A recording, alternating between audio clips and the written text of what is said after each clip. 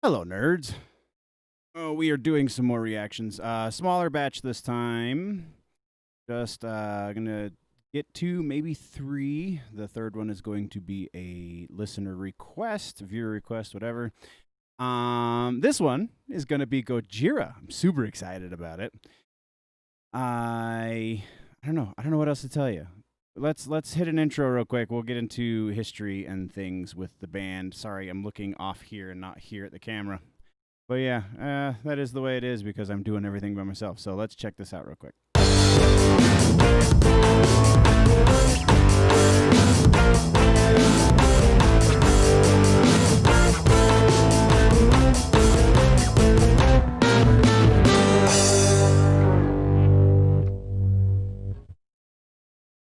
Well, that should have been longer.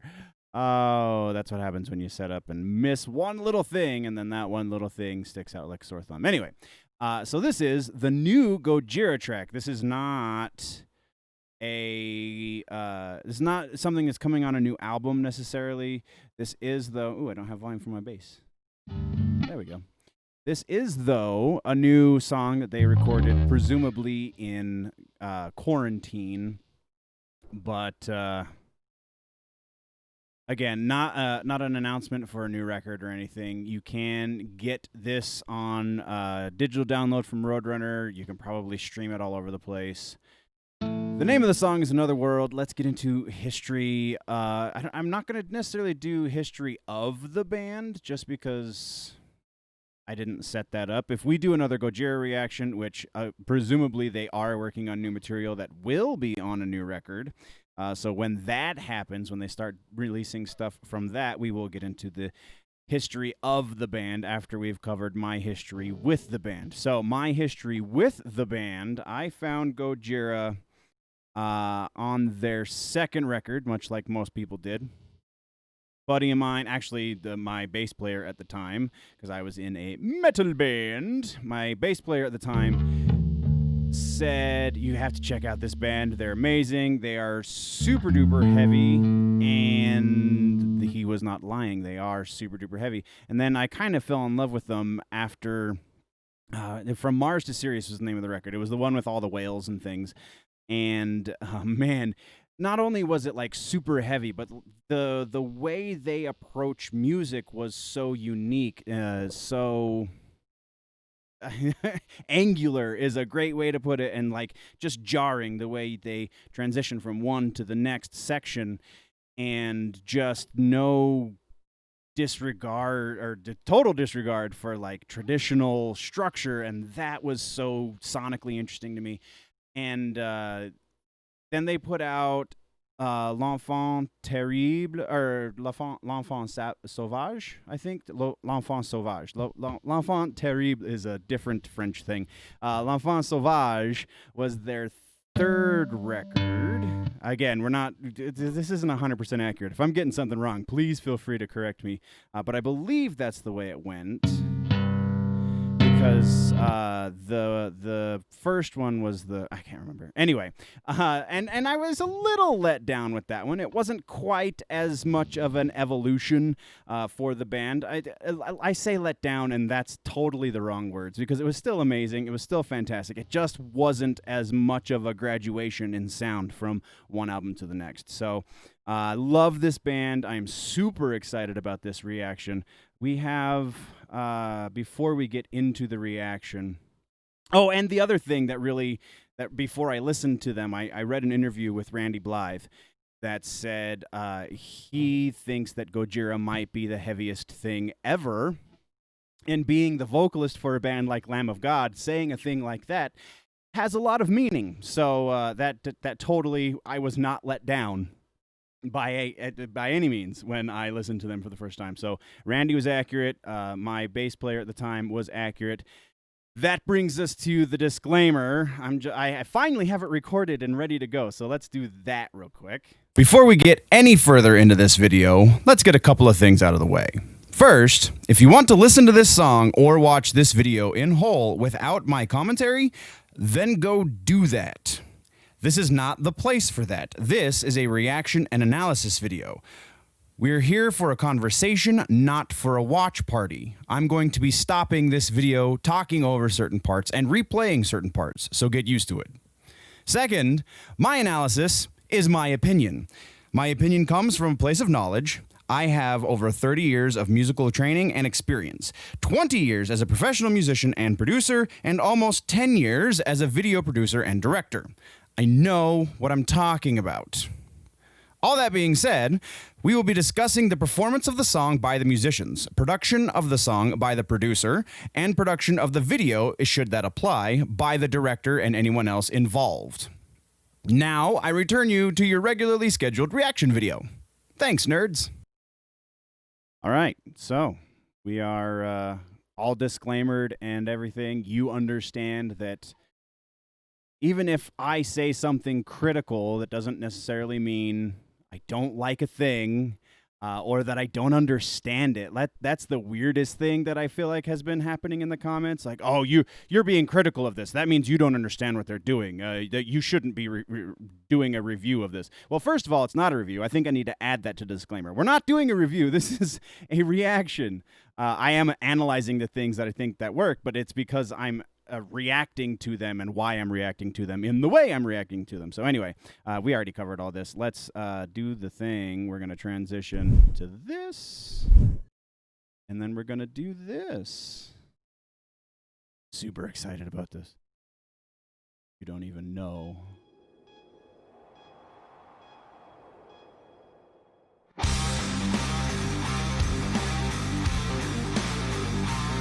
Wow.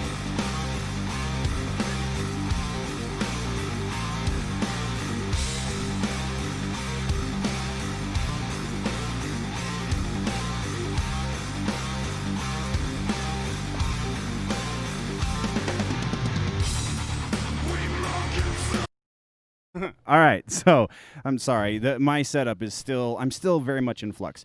So I'm going to be like leaning in and out of frame because I have to hit the mouse so I can do the thing. But yeah, so right off the bat, we have some signature Gojira going on here. We have some we're sitting right about in C, but the guitar so this is what that's what the bass is doing, right? The root 5.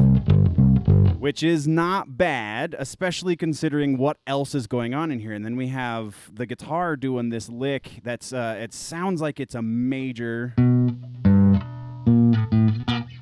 Sounds like it's in a major. I can't find the center right now, but this is one thing that always kind of frustrates me a little bit about Gojira, is when you get these really awesome sections, I feel like the producer that they use, maybe they're part of production. I would imagine they're part of production, but the producer that they use doesn't highlight what's going on as well as I want him to. So the really awesome riff that the guitar is doing right here is totally folded under everything else. So you're hearing a lot of this. Where is it? But you're not hearing a lot of the really awesome lick that is going underneath it. Again, I can't find it, but so we're gonna listen to this again, to this intro again, because that was really cool. There is a bit you got to listen a little harder to the guitar or the lead guitar, because the rhythm guitar sounds like you might be doing something similar to probably just chords. To what the bass is doing, and the drum, while mixed incredibly, the entire kit is sitting really high in the mix, so it's also fighting for your attention with the guitar. But the guitar is doing some really, really gymnastic work right here. So let's play that again.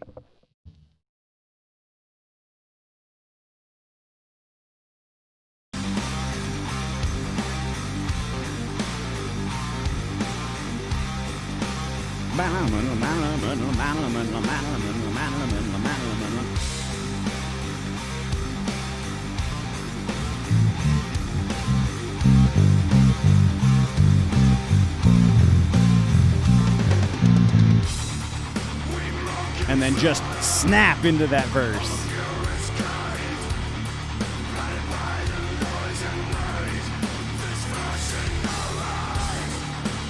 See, even here, the guitar, that lead guitar is folded so much underneath.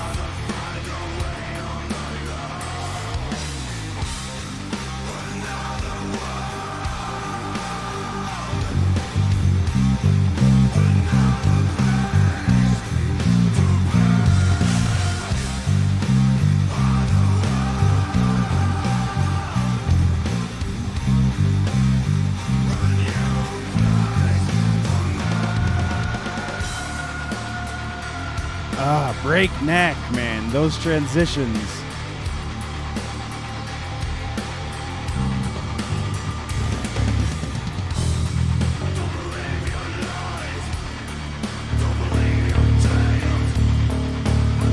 D.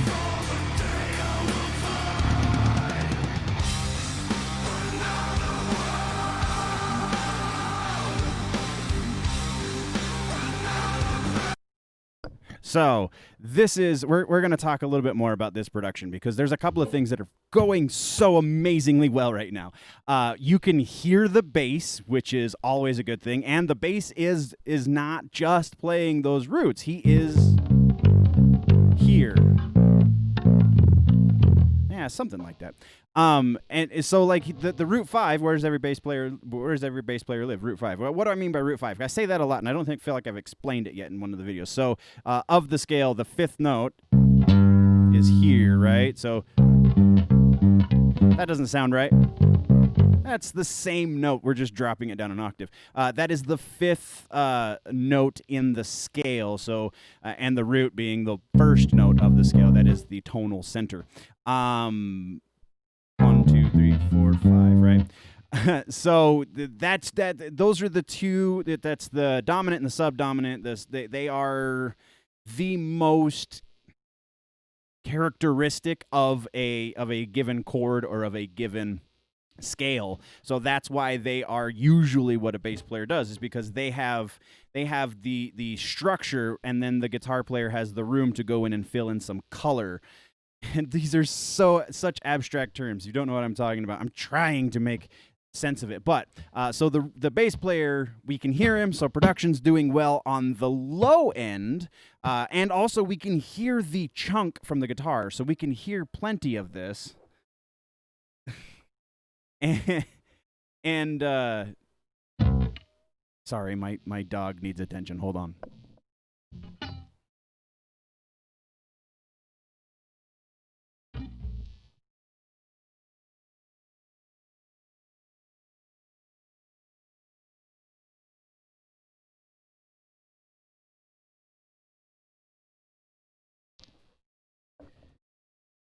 All right, so we can hear the bottom end just fine. We can hear the drums. Every piece of the drums we can hear very, very well. The kick is ever present. The snare is ever present, and the cymbals, I think, are what the issue is. The cymbals on the drums sound great, but they are the thing that is interfering with the guitar frequencies the most.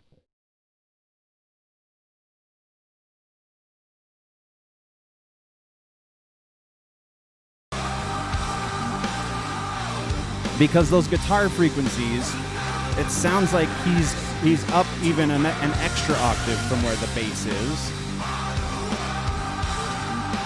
And that's approximately the sonic landscape where the cymbals live.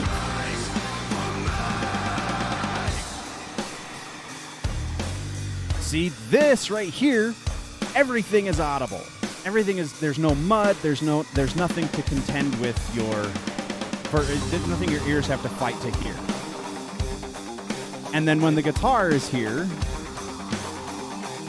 it starts to get a little muddy because it sits in those upper registers as well. Fixed a little bit for the solo.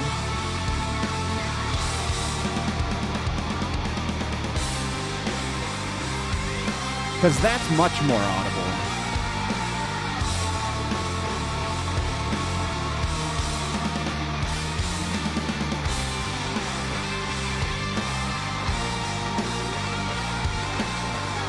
The groove, man, that's the thing.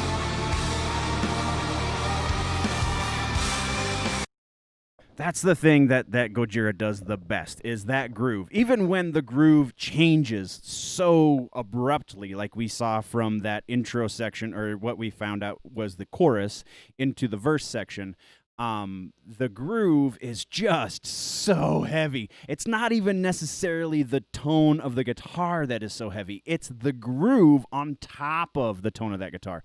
And then a couple of things that I think are working here for the solo, for this solo bridge section, is we have the producer has changed the EQ for the solo guitar, like you do. That is something that they should do. But also, where we have multiple guitar takes doing a couple of different things to fill out that higher register, so that it takes up more space, so that it contends with those drums a little bit more. So I think that is a big thing. Maybe they should have done something akin to that for that main guitar riff too. The that noodly guitar bit. If they had double tracked that as well, we probably would be able to hear it a little bit more. It would sit more on top of the mix instead of getting muddy in the middle.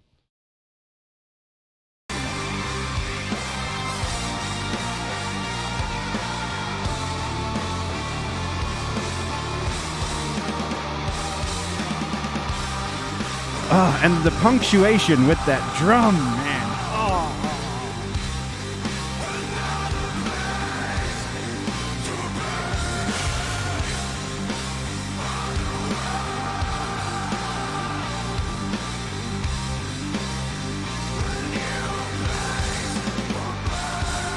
This animation, I really like the animation style here.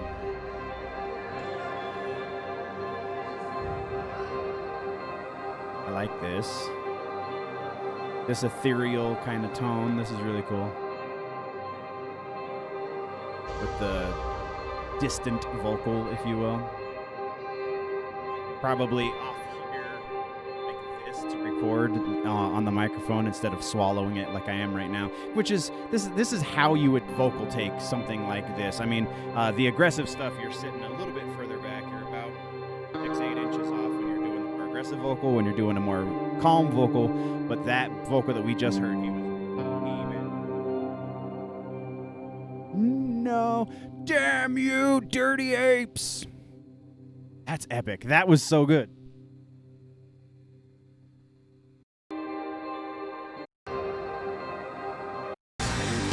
So listen to the change. You can hear that vocal stay there when everything drops out.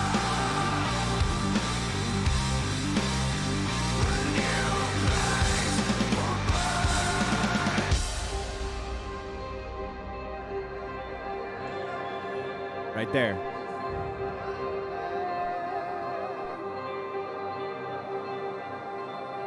And that's the guitar. They just changed the effect on the guitar.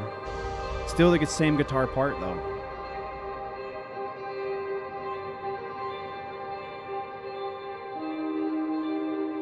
Because you got to there's a lot of distance between his mouth and that microphone, and that creates that ethereal. And then obviously there's some effects thrown onto it, a bunch of reverb, probably a good slapback echo, or something a little bit more than just a slapback even.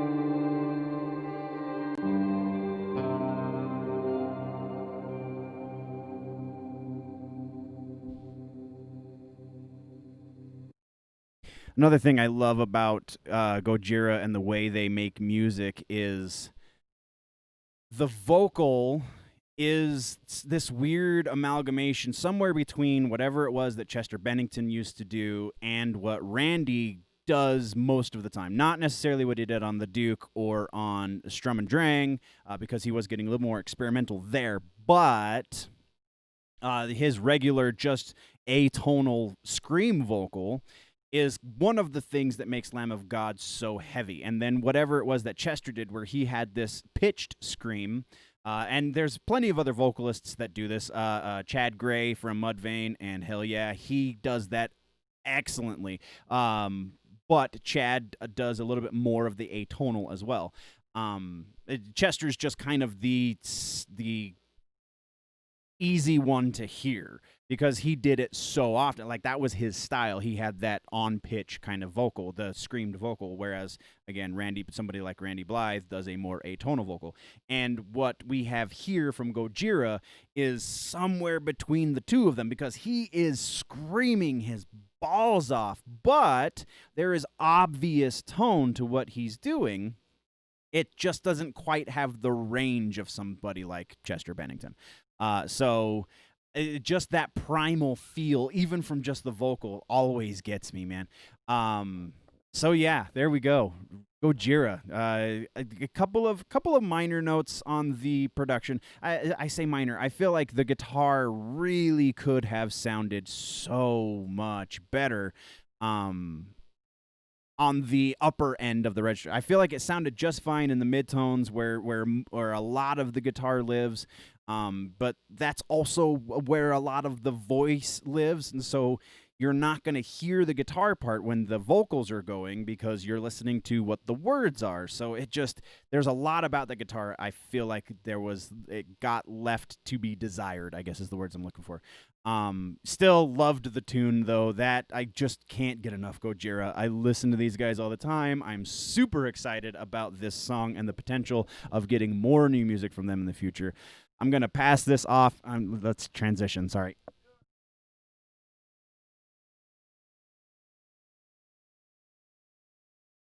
Oh no, what's going on? You can't see. There we go.